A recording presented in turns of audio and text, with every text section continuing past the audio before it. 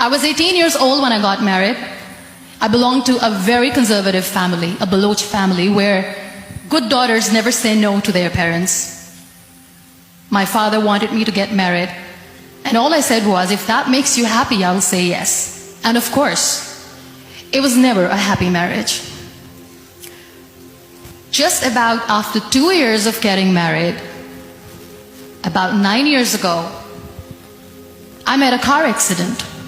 Somehow my husband fell asleep and the car fell in the ditch.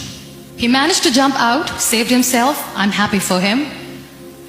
But I stayed inside the car and I sustained a lot of injuries. The list is a bit long. Don't get scared.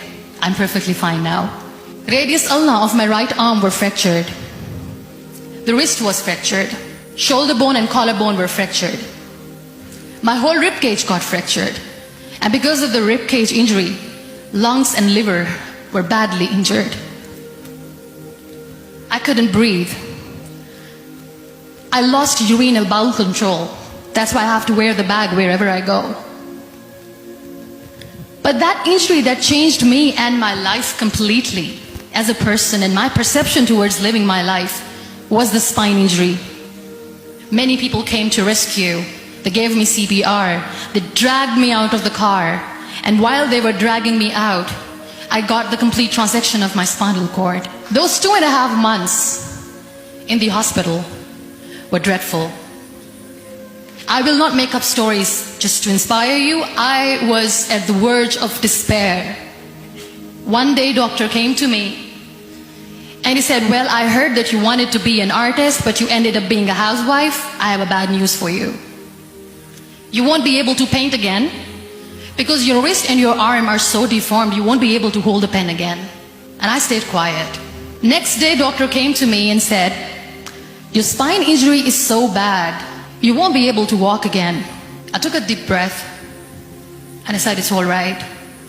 The next day, doctor came to me and said, because of your spine injury and the fixation that you have in your back, you won't be able to give birth to a child again.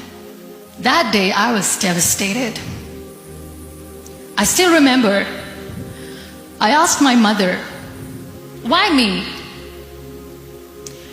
And that is where I started to question my existence. Why am I even alive? My mother said to me, this too shall pass. God has a greater plan for you. I don't know what it is, but He surely has. And in all that distress and grief, somehow or the other, those words were so magical that they kept me going.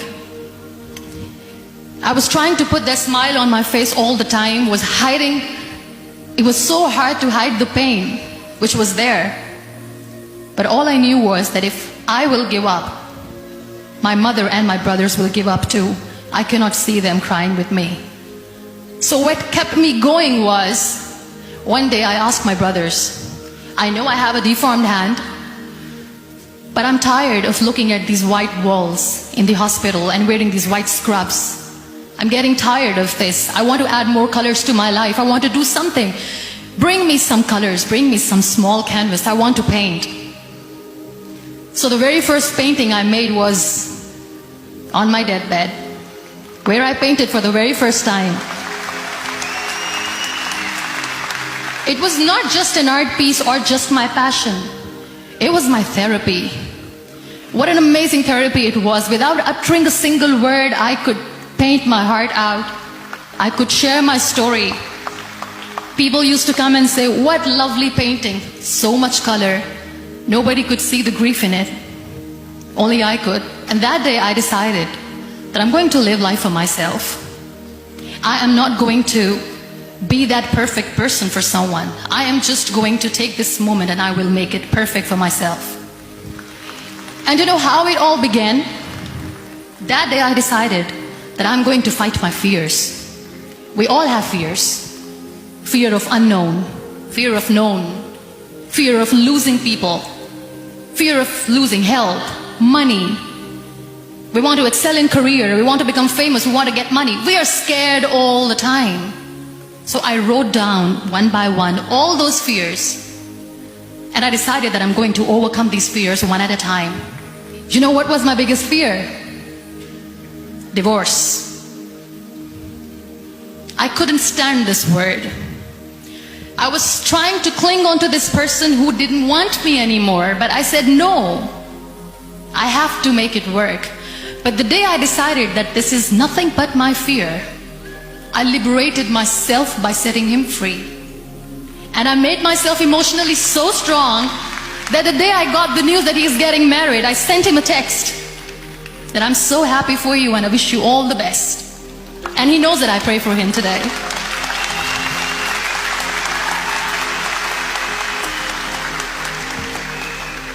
My biggest fear, number 2, was I won't be able to be a mother again, and that was quite devastating for me. But then I realized there are so many children in the world, all they want is acceptance. So there is no point of crying, just go and adopt one. And that's what I did.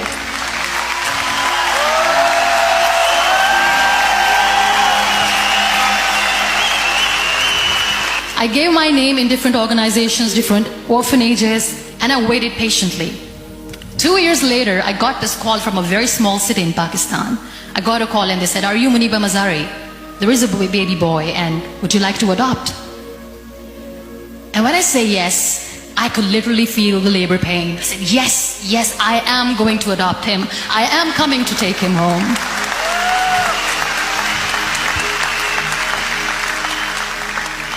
And that day, I was 2 days old, and today he's 6.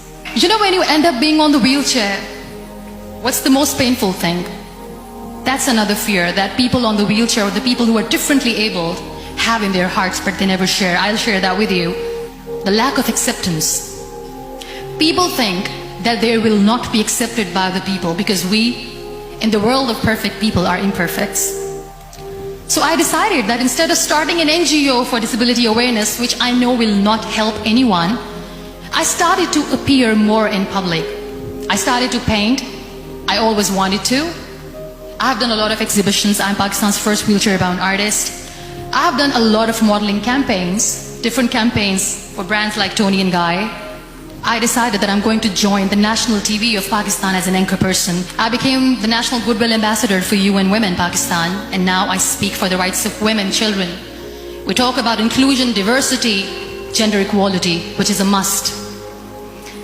I was featured in BBC 100 Women for 2015. I'm one of the Forbes 30 under 30 for 2016. We have this amazing fantasy about life.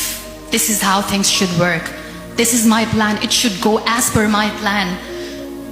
If that doesn't happen, we give up. So my dear friends, let me tell you one thing. I never wanted to be on the wheelchair. Never thought of being on the wheelchair. I was always aspiring to do bigger things, but had no idea that for that I have to pay the price to be where I am today. It's a very heavy price.